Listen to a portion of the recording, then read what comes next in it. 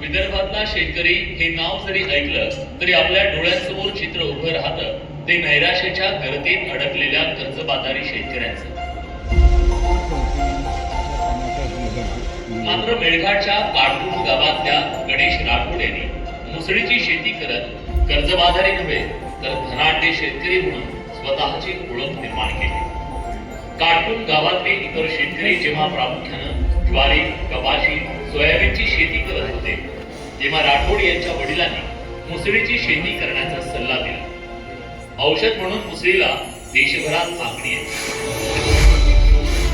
सुरुवातीला त्यांनी 1 एकरवर मुसळीचं पीक घेतलं. आता ते 5 एकरावर मुसळीची शेती करतात. उत्पादन खर्च वगळता त्यांना एकरी 3.5 ते 4 लाखांपर्यंतचा नफा मिळतो. मुसळीची साल काढण्यासाठी लागणारी मशीन देखील त्यांनी स्वतः बनवली. कामगारांच्या खर्चात बचत होत असल्यानं या मशीनलाही चांगली मागणी आहे.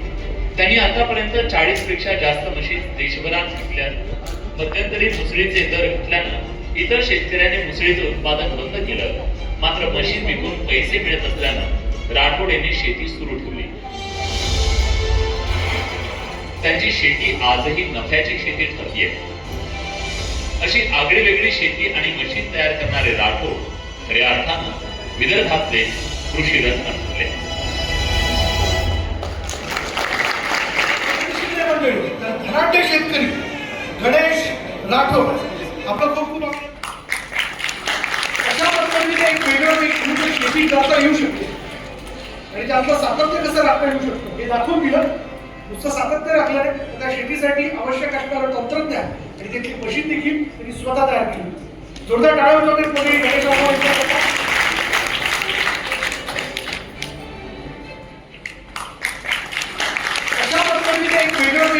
शेती करता येऊ शकते आणि ते आपलं सातत्य कसं राखता येऊ शकतो हे दाखवून दिलं. नुसतं सातत्य राखल्याने त्या शेतीसाठी आवश्यक असणारं तंत्रज्ञान आणि त्याची मशीन देखील त्यांनी स्वतः तयार केली. जोरदार टाळ्या वाजवणे कोणी गणेश राठोड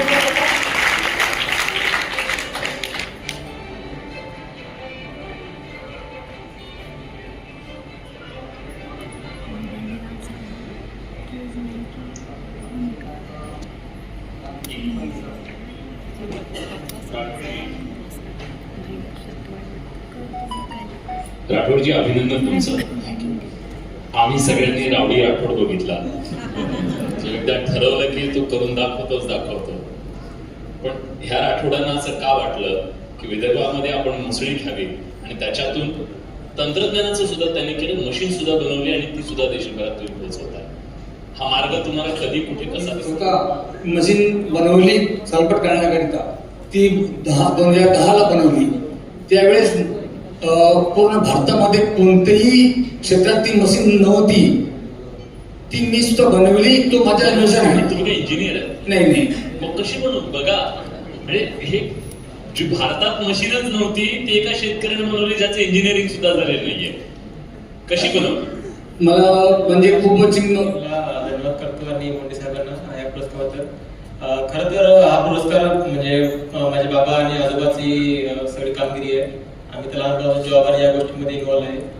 पण खरं सांगायचं म्हटलं तर बाबांनी एवढी या क्षेत्रामध्ये प्रगती केली आहे की मी आज गर्वाने सांगतो की माझे बाबा आज सगळ्या मुसळीच्या क्षेत्रामध्ये सर्वात मोठे शेतकरी आहे भारतात आणि मशीनचं सुद्धा त्यांनी इन्व्हेस्ट केलं आहे. कुठली इंजिनिअरिंग डिग्री नाही आहे. मी इंजिनियर असून स्वतःला मला पूर्ण त्यामध्ये कळत नाही, पण ती विदाउट इंजिनिअरिंग डिग्री पण त्यांनी डिझाईन केली आहे. आणि कितीतरी इंजिनियर लोकांनी ट्राय केलाय त्या मशीनचा कॉपी करायचा, पण कोणाला जमलं नाही आणि ते स्वतः एक्सपोर्ट पण करतात. आणि तुमचं शिक्षण काय झालं? मी बीटेक एमटेक केलं आहे आणि मी सध्या सॉफ्टवेअर इंजिनियर बँगलोरला. पण मी बाबाला पण सपोर्ट करतो आणि माझं पण स्वप्न आहे की शेतीमध्ये जावं पुढे चालेल. बाबांसारखं सॉफ्टवेअर त्यांना अजून जमलेलं सरांनी मला म्हटलं की अलीकडे लोक म्हणजे लाजतात की माझ्या बाबा शेतकरी म्हणायला त्यांना लाज वाटते, पण मी आज गर्वाने सांगतो सगळीकडे की माझा बाबा शेतकरी आहे किंवा वाटतं ना शेतीबद्दलच्या नकारात्मक बातम्या माध्यमांमध्ये सगळीकडे बघत असाल, आज तुम्हाला फील आला असेल की खूप चांगल्या गोष्टी सुद्धा शेतीमध्ये होत आहेत.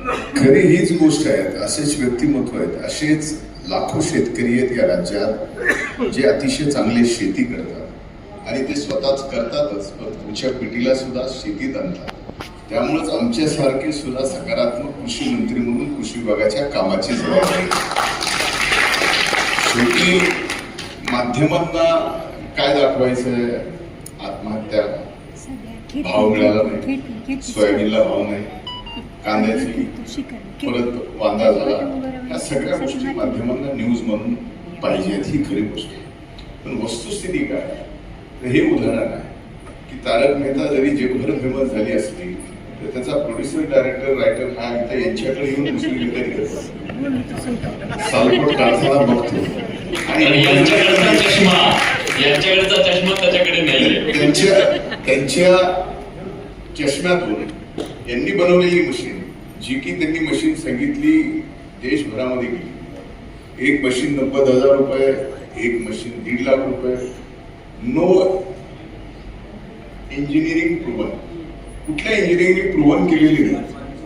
पण 12वीचं शिक्षण घेऊन जर यांनी ही मशीन बनवली असेल आणि ती या जगामध्ये, देशामध्ये त्यांनी विकली असेल, तर ह्या अशा व्यक्तीला शिक्षणाची गरज नाही. शेवटी इंजिनिअरिंगला आपण थेरी भरपूर शिकतो, एक्सपेरिमेंट बरेच करतो, पण त्याचा उपयोग काय?